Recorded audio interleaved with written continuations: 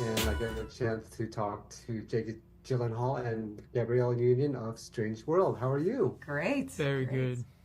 How are you? Great, good to hear. I'm doing well, thank you very much. I love this movie, by the way. I got a chance to see it yesterday. It has that kind of classic adventure feel, venturing into the unknown, but there's also a contemporary twist because it has biracial family, interracial family at the center of it. And what I was wondering is, what was it like to be a part of that, and how does it feel to also subvert some of those outdated parental tropes that we might have seen in older films, animated family films like this?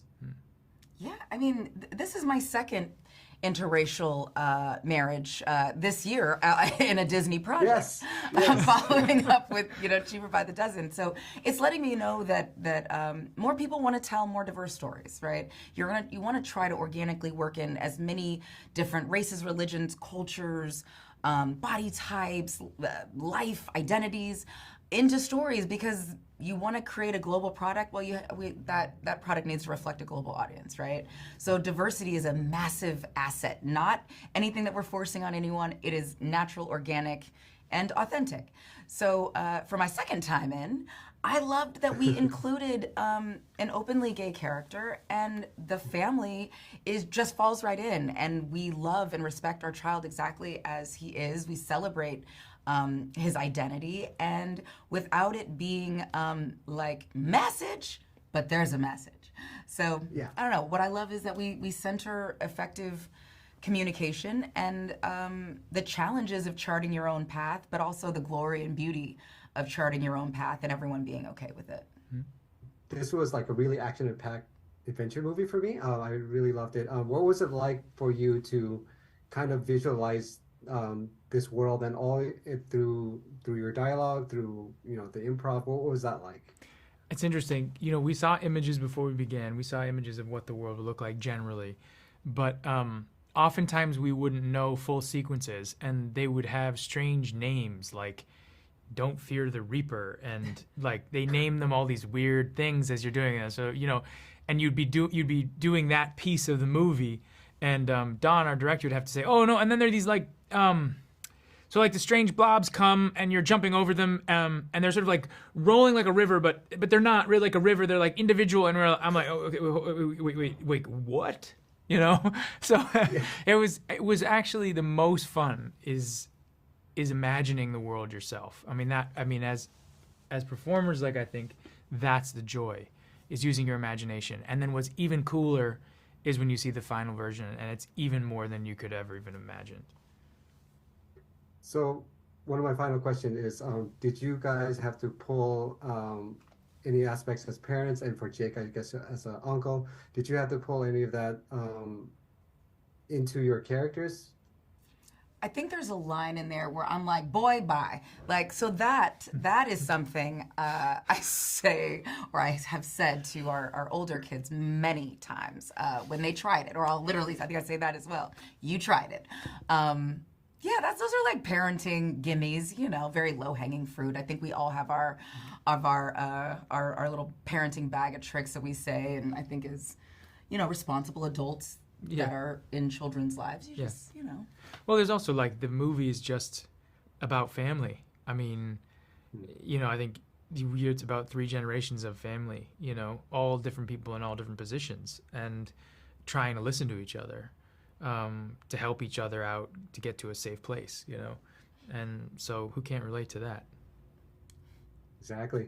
Well, that's all the time I have. Thank you so much. I appreciate both of you, and I answering all my questions. I really love this movie, and I can't wait to tell everyone to watch it because it's really, really good. Thank you. Oh, hi, I'm Michael Lee from the Nerds of Color, and I get the chance to talk to Jaboukie Young-White and Dennis Quaid. What I liked about this film actually now is that it subverts those classic action adventure films into the unknown sort of thing.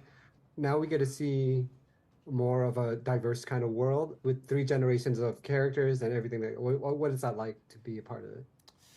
It's really exciting. I think it's exciting in the fact that it feels relevant and urgent, and that's what you want in any sort of story. And I think if any story is doing its job, it's going to reflect the world that we live in. And I think that is awesome. That's really cool in its own merits, but really it's just the byproduct of it being a good story.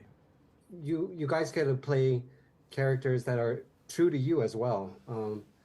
I was just wondering, what was that part of the story itself, or did you bring some of your I think they your hired own us because of personalities? what we represent, in the past and movies that we've done in the past and stuff like that. And I've done a few like action adventure movies and things, and my character's bigger than life, and it's it's about being yourself. This movie, it's about legacy and what you. I think anybody who's been a parent or been a child can relate to this movie. And it definitely does. It's a strange world. It's like the next step in animation that Disney has come up with. It blows my mind because they kind of told us what we were looking at when we were in the recording booth, trying to describe it. They did. But then seeing it is a whole nother thing. Yeah, really something else. Did you guys get a chance to improv maybe a little bit going off, because you didn't see it, so you had to, I guess, visualize it in your head? Regardless of improv or whatever, it was just way beyond anything. I couldn't imagine what this movie. I don't know what happy pills they were taking, but they created something really amazing. What do you expect audiences to take away from this movie? Well, I hope they go see it with their family, and it's something that they remember, because the best gift you really give to to anyone is a shared experience, and that's what you'll remember. Beyond any kind of toy or this or that material gift, it's about a shared experience together, and this, that's what Disney's so good at when it comes to, it's a multi-generational movie. Especially it coming out at a time where people are spending time together over the holidays with their families. I think that it just hits at the right moment. Yep.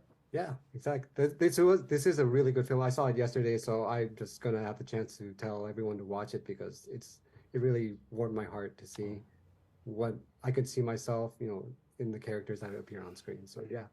Yes. Hi, I'm Michael Lee. I'm from the Nerds of Color, and I have the pleasure of talking to producer Roy Conli, to co-director Nguyen, and director Don Hall. How are all of you doing? We're doing great. Very good. Yeah. That's awesome.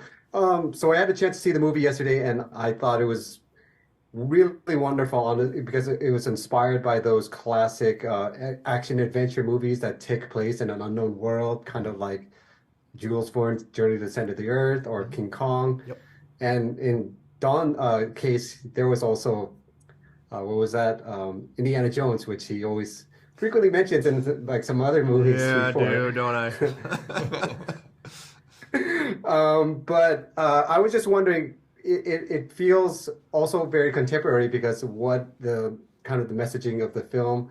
I was wondering what your third rail was when it came to those kind of subversions, and what wouldn't you touch, or what was kind of too far for you that you wouldn't want to necessarily address. You mean in terms of like doing an environmental story? Is that what? Yeah.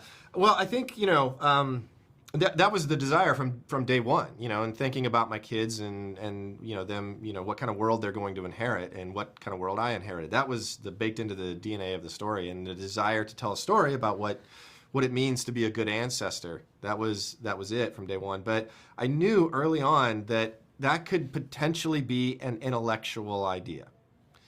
And oftentimes, environmental films can be intellectual, and so you have to root the story in a relatable, construct. And for this one, because it was inspired by my kids and my dad, to have a 3-generational story, because then it would give us a relatable sort of construct. An original too, because I like the idea that it's 3 generations, not just 2. That I think, and having our protagonist be the generation in the middle, because he's got a dad he's dealing with, he's got a son he's dealing with, and I thought that would be an interesting perspective, and let that guide the story, and then the environmental story is sort of underneath that.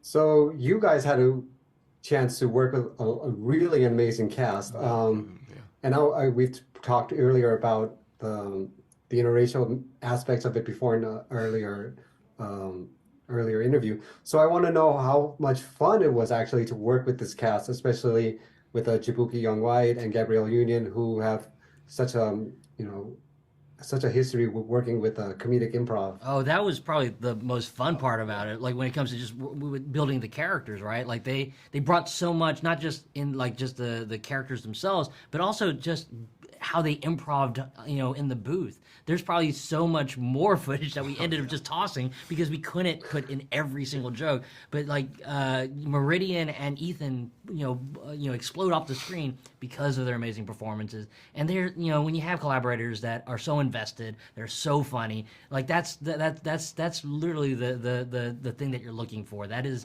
the joy of making one of these films. I was reading about the skin tones and everything.